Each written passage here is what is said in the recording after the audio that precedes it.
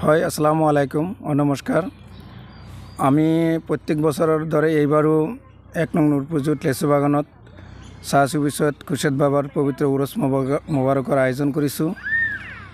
অহাকালি অৰ্থাৎ 10 ফেব্ৰুয়াৰি সোমবাৰে আমাৰ এই লেচু বাগান মাজাৰ শৰীফত পবিত্ৰ উৰস মোবাৰকৰ আয়োজন কৰা হয়েছে।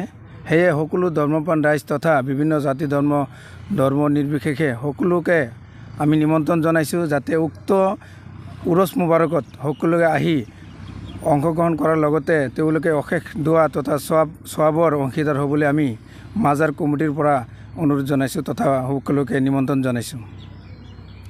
যেহেতু দেখা পোৱা যায় আপোনালোকে প্ৰত্যেক বছৰে এনেধৰণৰ অনুষ্ঠান উদযাপন কৰে, অসমৰ ভিন্ন প্ৰান্তৰ পৰা ভক্তসকল আহে, লোকসকল আহে, আৰু এইবাৰ লোকসকলক আপোনালোকে কেনেধৰণে আদৰিব আৰু কেনেধৰণে আপোনালোকৰ প্ৰস্তুতি চলাই আছে? হয়, আমাৰ ইয়াত তেজপুৰ, দৰং, নগাঁও বিভিন্ন অঞ্চলৰ পৰা ইয়াত ভক্তপ্ৰাণ ৰাইজ তথা বিভিন্ন সাধুসকল ইয়াত আহে।